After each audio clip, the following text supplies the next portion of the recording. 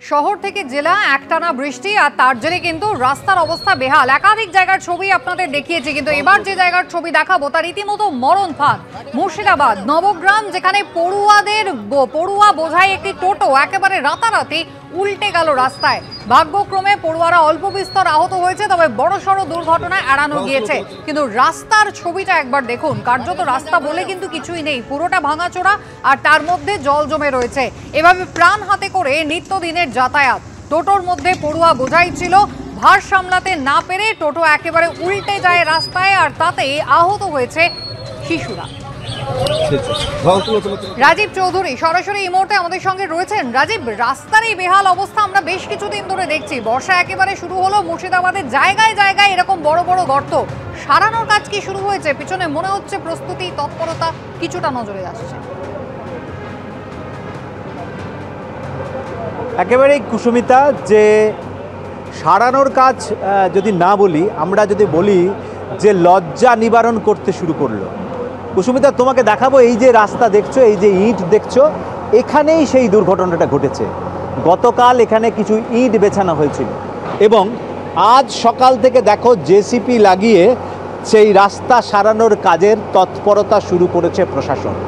কিন্তু স্থানীয় মানুষ যেটা অভিযোগ করছেন, দীর্ঘদিন ধরে এই রাস্তা, এই যে 14 কিলোমিটার রাস্তা, এটা খুব গুরুত্বপূর্ণ রাস্তা।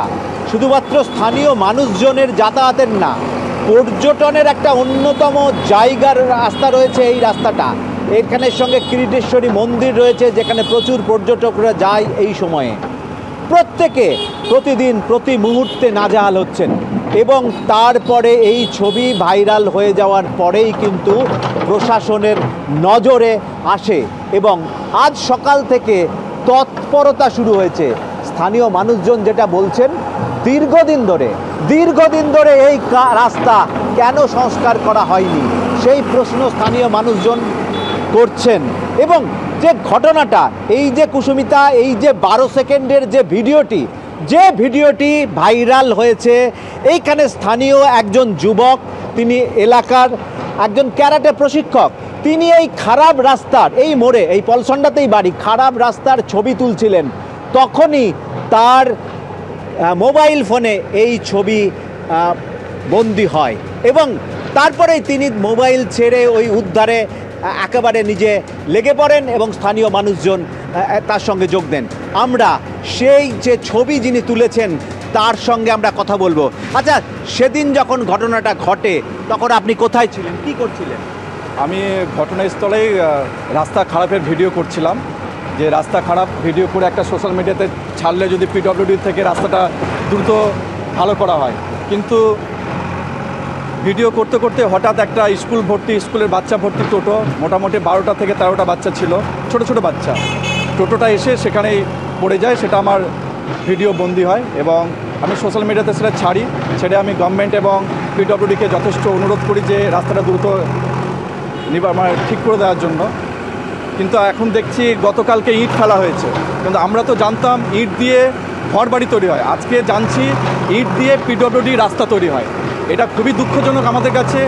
আমরা এই 2025 এই এত ডেভেলপমেন্ট সালে বছরেও আমাদেরকে আজকে পিডব্লিউডির যেটা সদর রাস্তা, পলসন্ডা মোড় থেকে সদর লালবাগ ঘাট পর্যন্ত একটাই বড় রাস্তা এবং ভাইটাল রাস্তা, সেই রাস্তা ভাঙা ইট দিয়ে রাস্তা মেরামত হচ্ছে।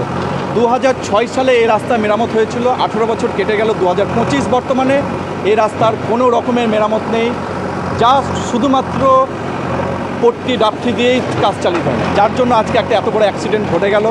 আমরা কি এই ধরনের গুরুতর অ্যাক্সিডেন্টের জন্যই অপেক্ষা করি যে এরকম অ্যাক্সিডেন্ট হবে তারপর আমরা কোনো রাস্তায় এগোবো, কোনো স্টেপ নেব? কেন কোনো দুর্ঘটনা ঘটার আগে কোনো স্টেপ নেওয়া যায় না?